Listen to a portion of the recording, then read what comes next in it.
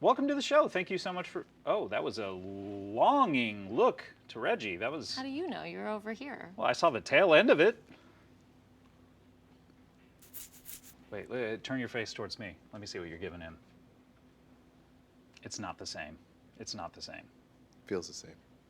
So Community is a single camera comedy, right? Yes. Are you disoriented by all the cameras we have here today? Well, it's called a single camera comedy. It's not normal, this many. I mean, are you sort of... Well, we actually use multiple cameras. How many do you have? We use sometimes like 2 or 3 or... What's the third camera doing usually? Just full like up and down scanning body shots, and I never see them on the show. Yeah, that's really weird. So I don't know why it's there. So Alison, have you ever been on the set of Mad Men and you say, "Excuse me, Jeff Winger," and then you're like, "Jeff Winger? I mean Don Draper. Oh, what am I saying? You know what? Let's just call it for the night. Drinks are on me at Houlihan's." I've literally said exactly that. Really? A number of times. I thought so. I have a huge tab at Houlihan's. They contacted me. I didn't want to let you know That's this, why but you're bringing this up. this is a sting operation. We have you on camera saying you have a huge tab. Okay, here's the thing about that huge tab. Wait, you weren't talking about buying one can of Tab. Yes! The soda. Yes! Ah! That's exactly what I was talking about. I actually do have a lot of Tab at my house. I drink it all the time. Oh, really? It's the Uncola. Yeah. So, Alison, your character in Mad Men, Trudy Campbell, is the daughter of a Vicks chemical executive. Is that why on the show we never see you sneeze? There was a huge, long arc that was supposed to happen in the second season, I think, where you find this cupboard and she has all the Vicks products and she's like taking them Constantly. every Right. hour. I bet the writers would love to have a season-long arc where, like, you have a cold the entire season, and then they were like, "Oh, what are we thinking? She can't have a cold. She's the heiress to the Vicks chemical fortune." Exact. Doesn't make sense. Yeah. Doesn't Boy, a make lot of sense. missed opportunities. I know. That's why I've just been waiting to get on another show so I could play a character with a cold because I'm really good at I'd love acting to like I have a hear cold. what you sound like with the stuffy nose. I'd be like, "Hi, Scott." That's pretty good. Thanks. Yeah, not bad. And Miss Brie, I'm a huge fan of your work, particularly your role as the very sad person on Mad Men. Thank you. She's trapped in a marriage that yields Oh, no blah, love. blah, blah. Sorry, that's the thing about spoilies. I'm sorry. Sorry about that. Sorry, I'm sorry. Yeah. Mr. Herzog, I'm a big fan of your work. Thank you. How many of my films have you seen? I mean, it's not really as much about One? number of films that I've seen as much as it is Have you just... seen one? It's not necessarily How like... many of my films have you heard of? I've heard of 2. I said 2 of their names right there in the intro. So I haven't seen them necessarily, but I'm just kind of a fan of your whole aesthetic, if that makes sense. Is that so? What is it about me that you find so entertaining? Well, I love just the fact that you seem to hate nature. Is that what... I've read interviews with you. It is not that I hate nature so much as I acknowledge that nature hates us and is waiting at every opportunity to destroy mankind. Have you ever seen a tree? I believe I saw one. Did you know that that tree is laughing at you? Laughing at me? Laughing at you. Why? Because I dare to exist? Because that tree, though you may cut it down, it is leaving the beginnings of other trees all over the place. And even though you go out with your rake and try to clean them up, that tree is spawning, ever spawning, and there will be always more trees than man. But I have a lot of kids. They will all die. But they'll have kids. They and will it's- not live as long as a tree. I mean, I guess when you say it like that, it kind of makes sense. It's kind of a bummer, though. It's very sad, but Yeah. also there is joy in embracing the inevitable and knowing that nature will destroy us all. Reggie, you ever think about it like that? Reggie, may I ask you a question? Yes. Have you ever seen an ocean? One. You have seen a mass murderer. Typhoons? Typhoons, cyclones, typhoons, tsunamis. I don't know that a lot of those were words that you just said. There are combinations. We are entering an age where there will be combination storms that will ravage the globe. Really, because of that global warming that I've heard so much about? No. Global warming is man-made. These combination storms will be because nature just feels like it. Tell me about the sequel you're making. It is a sequel to the popular film Good Will Hunting. With Matt Damon and Ben Affleck? Yes, the very same. It is called Good Will Hunting, Port of Call, Los Angeles.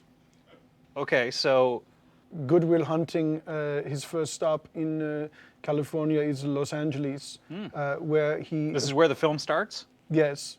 Upon entering the city, he looks up and he sees a billboard, and on that billboard is Robin Williams, but he thinks it is his therapist, who is played by Robin Williams in the first Good Will Hunting. So he sees a billboard for a Robin Williams film? And he doesn't understand, why is my therapist on a billboard pretending to be someone else?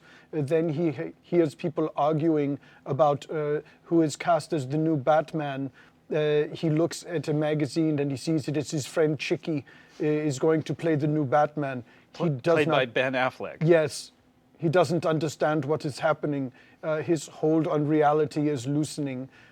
Finally, he goes berserk when at a fancy restaurant, he sees the actor Matt Damon, and he is completely severed from the world as he knows it. What exactly happens then to him once he goes berserk? I mean, how does he... He murders everyone in Los Angeles. Every single person in Los... Every actor. Oh, okay. Well, that's almost everyone in Los Yeah, Angeles. pretty much. It's most people, it's true. Yeah. How does he murder everyone? In various ways, he draws upon his skills as both a math genius and a janitor. So he combines both of those? He breaks off does he like calculate with his mind and then how many brooms are in the room and then he breaks them off into pieces? That's a hard calculation to make. How many brooms are in a room? I would have to go 1 + 1 plus another then one. You have to see it with your mind's eye. Yeah. And then, I'm sorry, I believe you're thinking of A Beautiful Mind. yeah. Yes, Good Will Hunting doesn't see numbers in the sky. Oh. He's just very good at math problems and mopping. One fellow, he forces to eat a mop. Eat a mop. The He entire forces mop? him to eat the entire mop. To death? Piece by piece? Starting with the stick. And it kills him? Yes, eventually it kills him. How long does it take to kill him? To the very last strand of mop. That's a terrible way to die. I know, I can see that you're crying. So Another one, he gives them a word problem. that's so complex that the solution- it drives him insane? The solution is, you are dead. Wow. And then he just kills him right after that? Or The word problem kills him, really? Was that not clear? it was not? The maybe. solution to the word problem was, you are dead. And then his brain explodes? The person just dies. Wow. Does he have any, like, I know that in films like this, there's usually a catchphrase that the hero has. You will recall in the first Good Will Hunting, there is a very comical scene in which the hero is taunting a group of rich college kids, and he asks one of them, do you like apples? For no reason that anyone can discern, the rich college kid answers him, yes, indicating You or that I- he does like apples. Yeah, you or I, we would probably say, why are you asking me that? I think that would be question number one, yes. So the fellow responds, yes, I like apples, to which Good Will Hunting delivers the coup de grace. I got her number. How do you like them apples? It's a great moment in cinema. Everyone loved it. Academy Award for screenwriting.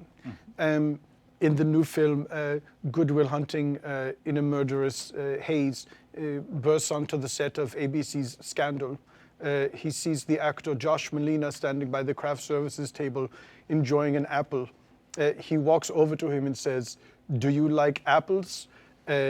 Josh Malina says, yes. Good Will Hunting grabs a spork from the table nearby and with a series of quick, precise gestures, severs Josh Malina's head from his neck and says, I just cut your head off, Josh Malina. How do you like them apples? At least he addresses him by his proper name. Yes, he very quickly reads the trades before he bursts onto the set of Scandal. So that's part of it, is he has to know who he's killing? He buys a subscription to Variety daily and Sure. pores over it, reads it cover to cover every single day. And so his murderous rage lasts from the moment he sees Matt Damon to a full year of Variety subscription. Does he have a love interest? Yes, his love interest in the film is Skylar, played by Minnie Driver in the original Good Will Hunting. Does she not play it in this film? Skylar is played by the ghost of Klaus Kinski. What? Yes, The ghost of Klaus Kinski. I've captured his spirit in a milk bottle. So the ghost of Klaus Kinski plays Skylar. That's crazy. Not as crazy as Good Will Hunting goes when he is finally reunited with his girlfriend. What does he do to her? He breaks the milk bottle and sets free the ghost. And it's unleashed upon her? Who? Skylar, I'm getting confused myself. You're very the ghost. confused. Skylar is a ghost, and it's unleashed upon Minnie Driver. Skylar is played by a ghost. But Please. Skylar's not a ghost in the actual film. No, it's just a ghost actor. Okay, I'm getting it. Okay.